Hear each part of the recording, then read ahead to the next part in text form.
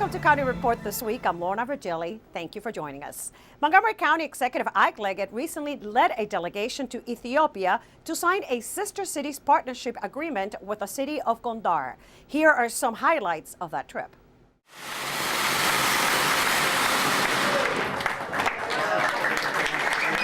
Montgomery County Executive Isaiah Leggett and Gondar, Ethiopia Deputy Mayor Getanet Amara signed the county's second Sister City Agreement at a signing ceremony in Gondar. 38 individuals, including county, community, and business leaders, representatives from Montgomery College, and county officials took part in the ceremony. We find that this is a nice connection for us in the sense that we have the historic, the cultural, social, educational, and religious ties. I think going forward, we'll be able to do a great deal together. In general, it's important to invite her. This is a relationship. It's the first occasion, and we are happy. So on our part, we really are committed to strengthen this relationship. Also signing the agreement were Montgomery College Senior Vice President for Student Services, Dr. Beverly Walker-Grafea, and University of Gondar President Dr. Mengisha Admasu. The two institutions of higher learning hope to establish an information-sharing relationship and a student and faculty exchange program.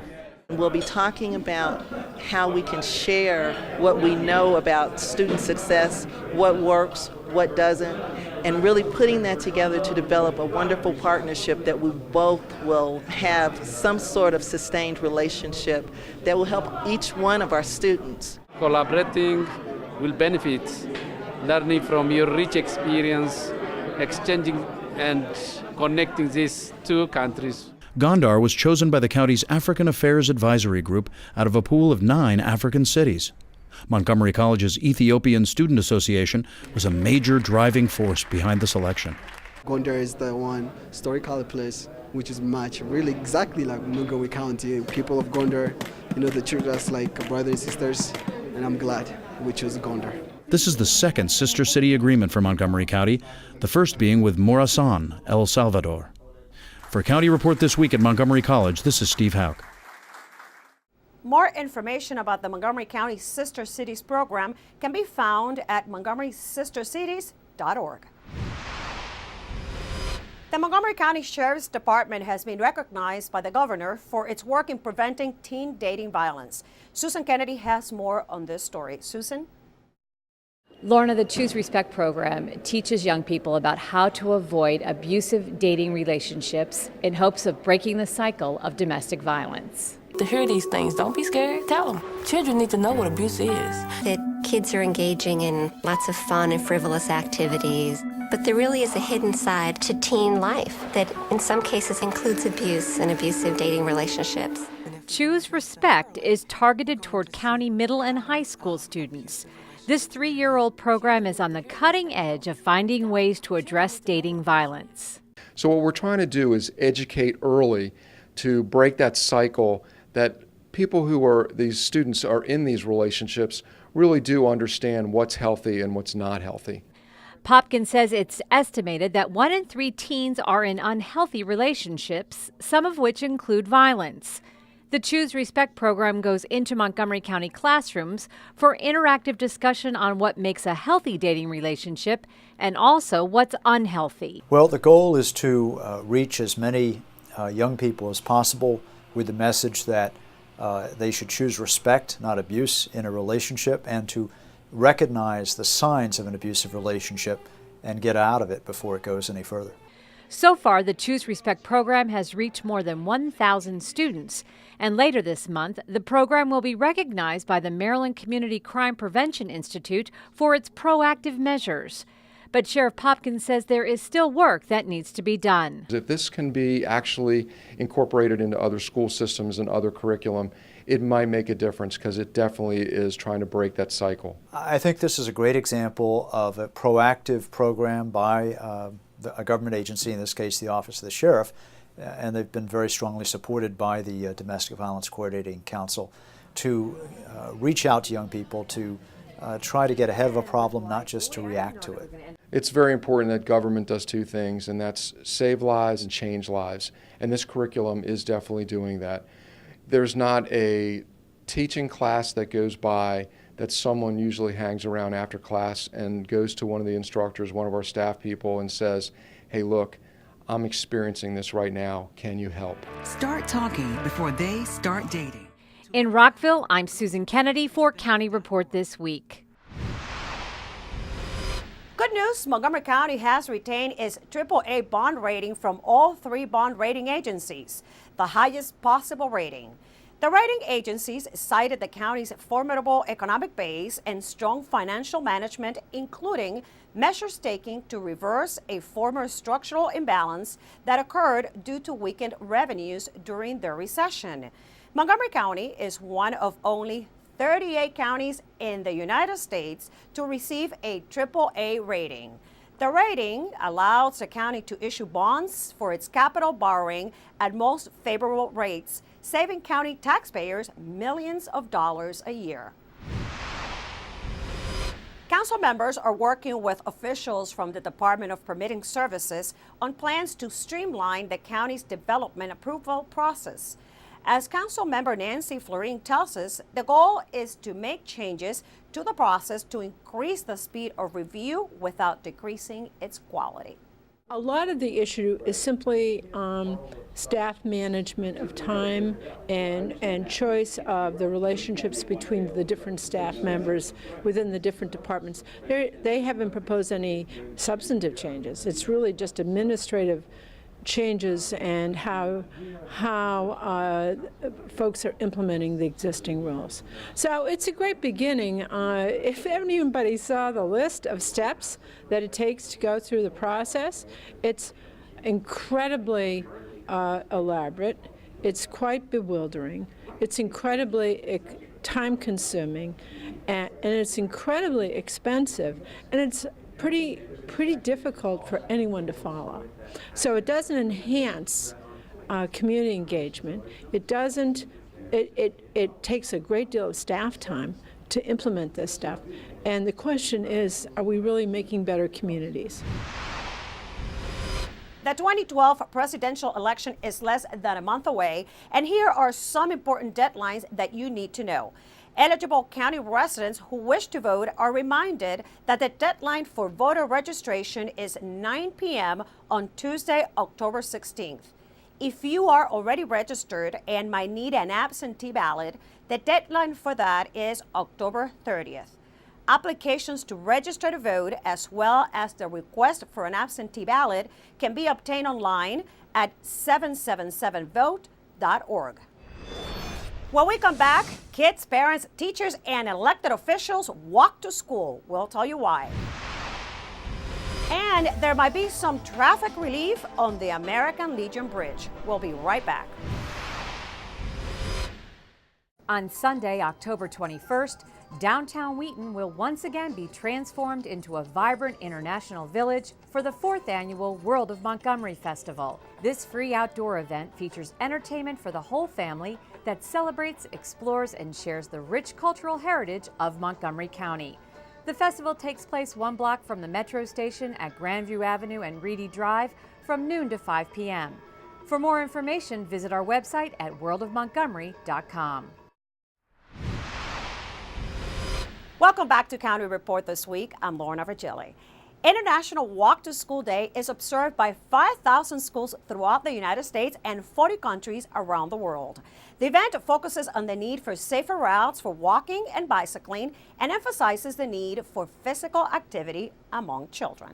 Hundreds of MCPS students, staff, and community members across the county celebrated International Walk to School Day on October 3rd. The importance of today is to teach the kids proper walking to and from school. Look at you demonstrating the high five rules. I love it. Let's go. And that was the message today as MCPS and county officials joined members of the Dr. Charles R. Drew Elementary School community for the walk to the school and a special assembly. It's also a great community building experience. As you can see, everybody comes out. This annual event promotes pedestrian safety and physical activity. Well, I think it's important because, like, if you just ride on the bus every day or like drive to school, like, you don't get enough exercise. Well, one of the reasons that we support this effort is because it really does cover the importance of health and safety, as well as teaching our community how to be safe pedestrians, and that's something that we need to reinforce. We want to encourage children to walk to school. It's a good health habit, and so we wanted to make sure they knew that we were behind that concept and that we wanted to do it safely and that it could be fun.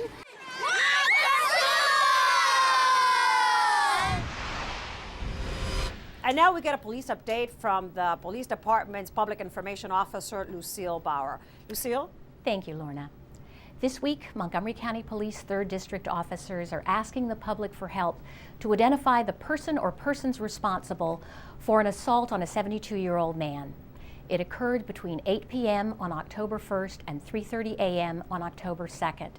The victim was found alive but unconscious in an apartment building parking lot in the 8600 block of Garland Avenue in Silver Spring.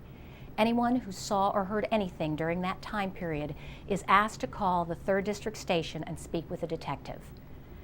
Montgomery County Police often ask the public for help to identify suspects, and that outreach was never more critically important than 10 years ago this month when our region was terrorized by the Beltway snipers.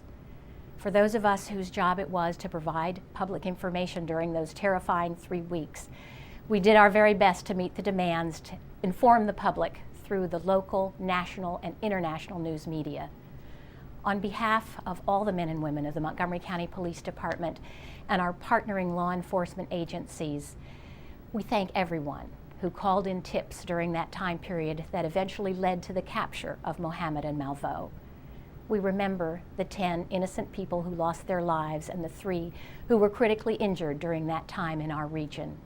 And our thoughts and prayers for support and strength go out to their surviving family and friends. Thank you, Lucille, for that update. Now, here's Tom Pogue from the county's Department of Transportation with an update about some federal funds received for BRAC improvements. Tom? Hi, I'm Tom Pogue, Community Relations Manager for the Department of Transportation. Here's an update from Montgomery County. U.S. Senators Mikulski and Cardin and U.S. Representative Van Hollen joined local officials to present the county with a $40 million check to fund a major pedestrian improvement in connection with the National Naval Medical Center in Bethesda. This amount will supplement $28 million previously committed by the Department of Defense.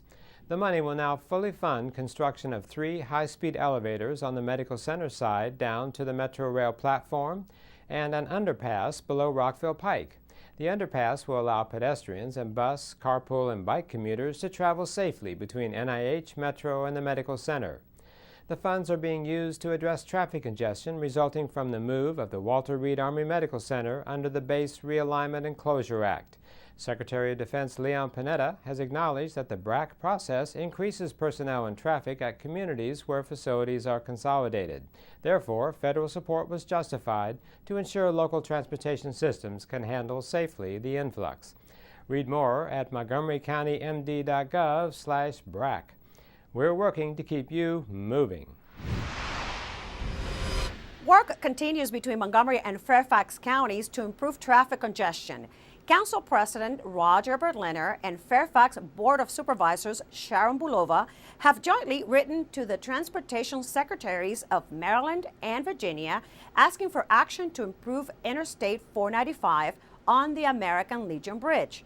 The leaders have requested permission for exclusive bus lanes or to allow motorists to use the shoulders during peak hours. And so while we compete fiercely with Fairfax for new business, we also need to work together to solve problems.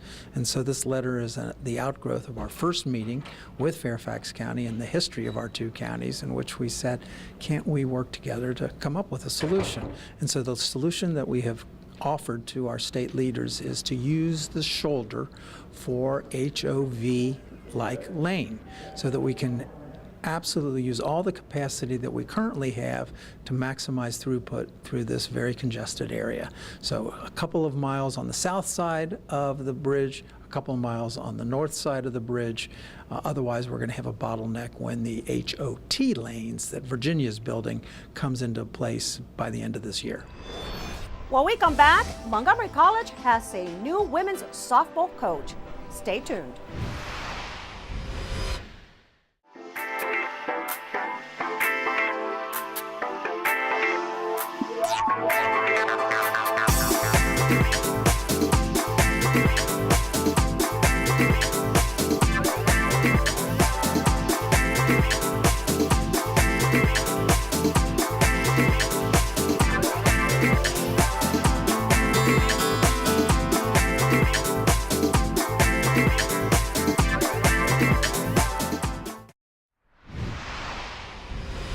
Welcome back to County Report this week. I'm Lorna Virgili. It's that time of the year when county agencies start obtaining public input to prepare their budget. The Department of Health and Human Services is holding a community forum to listen to the public on the department's FY14 operating budget. The forum will be held on Monday, October 15th from 6 to 8 p.m. at the Children's Resource Center. Following a briefing, participants will have an opportunity to help identify services that will help ensure the department's goal of building a safe, healthy, and strong community. The Children's Resource Center is located in Rockville. Just when we thought there couldn't possibly be any more sports news coming out of Montgomery College, MCTV's Michael Brown breaks another story for us. Here he is with the latest. MC's new approach to athletics, the unified one college, one team per sport model, has brought with it several coaching changes. But with the hiring of Mike Smagaki as the head coach of the women's softball team, all the pieces of MC's coaching puzzle appear to be in place. Smagaki was the assistant coach the last 2 years and brings years of coaching experience to MC. And he's just itching to take over the program. But what really motivated me to take the position here is the potential that we've got within this county and within this program. I've been coaching within Montgomery County for a long, long time, and I know the quality of players that come out of here. Bring them here. We've got beautiful facilities, a great environment, very good school to come to. We're going to be a top-notch program. Smagaki inherits a program that has endured a few down years, but he sees light at the end of the tunnel. We do have 4 of our strongest players coming back. Our pitcher and catcher, Julie Hanson, Devin O'Neill, are, in my opinion, the top pitcher and the top catcher, Marilyn Juco. We also have our second string pitcher, Kim Cox, who is a very, very strong pitcher. And actually, one of the gals who had never played before, Crystal Scanlon, she ended up by the end of the year was one of our best hitters, not only on the team, but within the league. And when he hits the recruiting trail, his years of coaching in the county should pay big dividends. Like I said, this county is full of great players. And I've got very good relationships with many of the high school coaches as well as the travel teams. So my number one directive is just an outreach, get these good players to come here. And with the newfound optimism comes lofty goals. We will win the regions and go to nationals. That's just not a goal. That to me is almost a fact. If we do not do that, to me, this has not been a successful year. So with the hiring of Mike Smagaki, all the MC coaching vacancies have been filled. And this injection of new coaching talent will certainly help the college achieve its goal of reinvigorating athletics. For County Report this week from MC's Rockville campus, I'm Michael Brown. It was one healthy weekend in Rockville recently with the grand opening of a new locally grown and environmentally friendly grocery store, something the residents have been waiting for the last 5 years. Our Rockville 11's Bridget Breuer has a story. It just shows that Rockville wanted this store and we're ready for it. So go get them. The city of Rockville welcomed a brand new 15,000 square foot organic grocery store to Town Square recently. The Richmond-based retailer is a welcome addition to the square, and their mission is simple. We want you to feel that every time you go to Dawson's Market, you're building community, you're relating to local farmers, you're relating to our staff that really cares about the mission and that it's a meaningful trip. As a nod to Rockville's history, the new store is named Dawson's Market, after the Dawson family, the longtime local farming family dating back to the 1800s. The grand opening boasted everyone from representatives of Federal Realty to elected officials.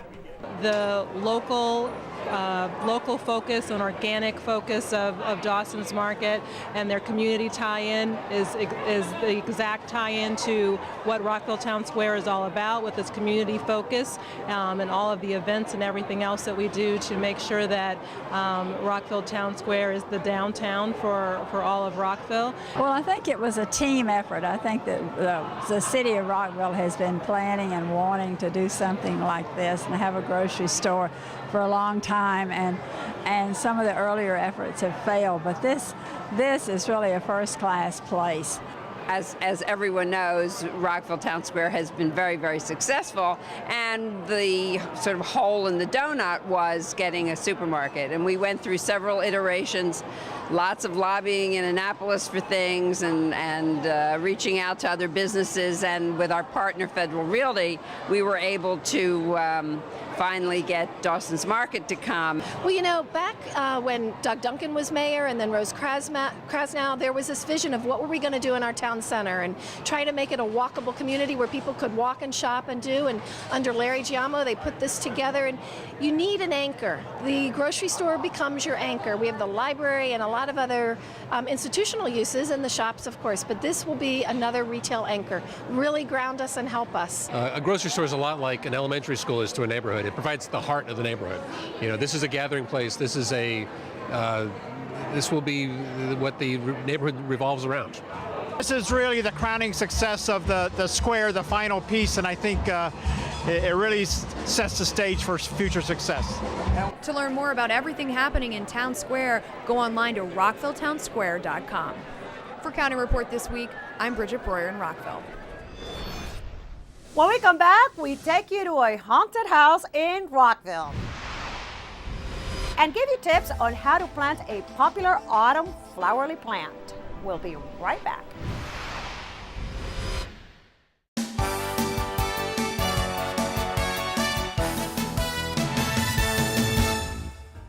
Kids of all ages won't want to miss You're a Good Man, Charlie Brown at the Perilla Performing Arts Center on Montgomery College's Rockville campus, October 10th through the 14th.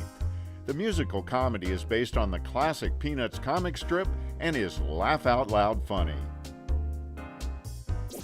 Check out the provocative new exhibit Fractured Identity by artist Ellen Mueller, now showing at the Morris and Gwendolyn K. Fritz Foundation Arts Center on MC's Tacoma Park Silver Spring campus. Mueller's drawings will be on exhibit until November 9th. And legendary bassist Bootsy Collins brings the funk to the Perilla Performing Arts Center on MC's Rockville campus on October 18th.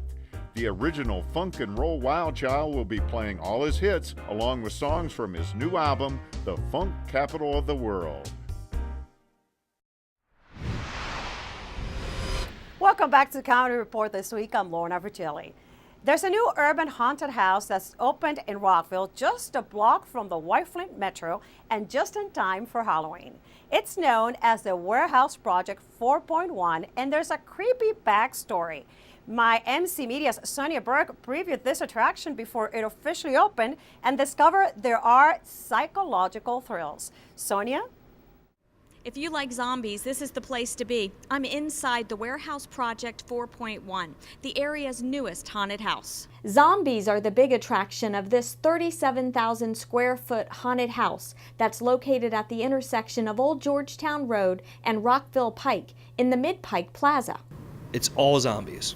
And we think it's going to be terrifying. Visitors will find lots of blood, guts, and gore when they tour the super dark warehouse that begins with a ride up the escalator, a video story, and then visits to the infection hallway, labs, jail cells, a caged dog area, surveillance room, hospital room, and more. So right now we're actually in the body bag room.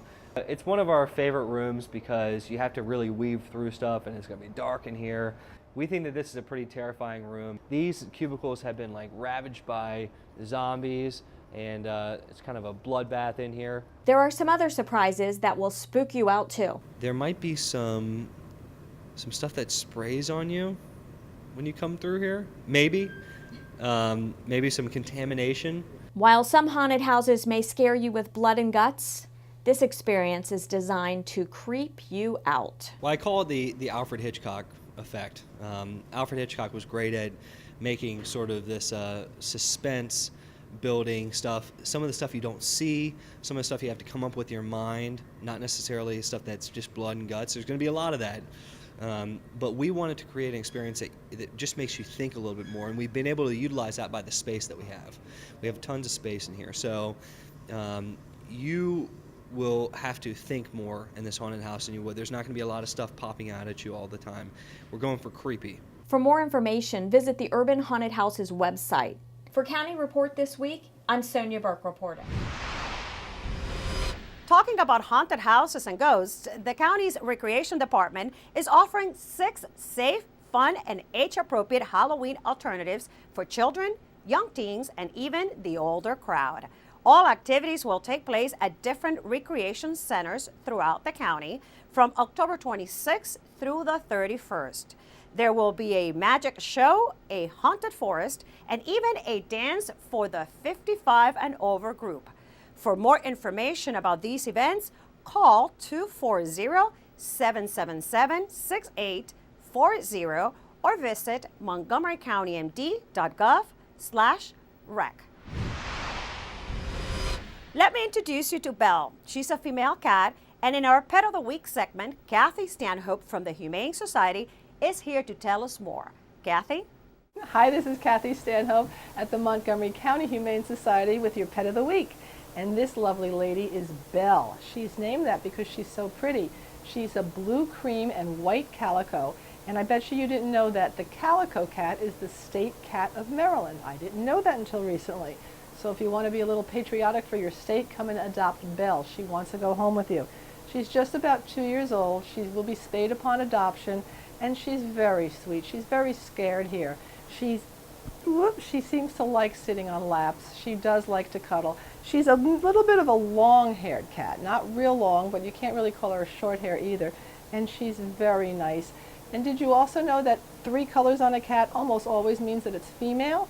And she's got a lovely fluffy tail and beautiful green eyes, and she is looking for a home. And right now we're in the middle of the ASPCA $100,000 Rachel Ray Challenge. We are trying to adopt 300 animals more this year than we did for the same time last year. So come and help us do that. Come down and meet Belle or one of the other cats and dogs that we have here and really give them a home, because you really want another animal in your house. It's really nice having pets around. It's really fun having a cat sit in your lap on a cold winter's day and cuddle up to. So come on down and meet Belle. You can visit her on the web at mchumane.org, or you can give us a call at 240-773-5967, or you can visit us off of Goody Drive in Rockville on Rothgeb Road. It is officially fall season, and many of us purchase a seasonal tradition. Well, our friends at Brookside Gardens give us some tips on how to transplant these mums. Okay, so let's talk mums. Let's say you go to the garden center and you buy a beautiful garden mum like this one, and you bring it home and you've enjoyed it and you're trying to decide what to do with it. You may want to plant it in your garden. If you do, you should try to get it into the ground during the month of October. You definitely need to water your mums. Depending on the cultivar, your mum could come through the winter and you'll see green growth in the spring. It's going to look like this. This mum looks very different than this one.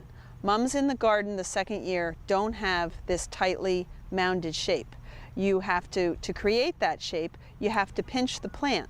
And you start pinching it in May, and you may need to pinch it again in June or July.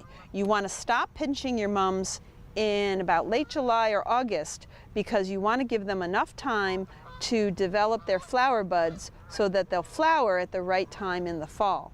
Pinching the plants delays the flowering. Even if you pinch the plant throughout the summer, you're never going to get that tight, rounded dome shape like you get from the plants in the garden center. With that, we close this edition of County Report this week. Remember to like us on Facebook and to join us at this time every week for a look at what's going on inside Montgomery County. I'm Lorna Virgili. Thank you for watching.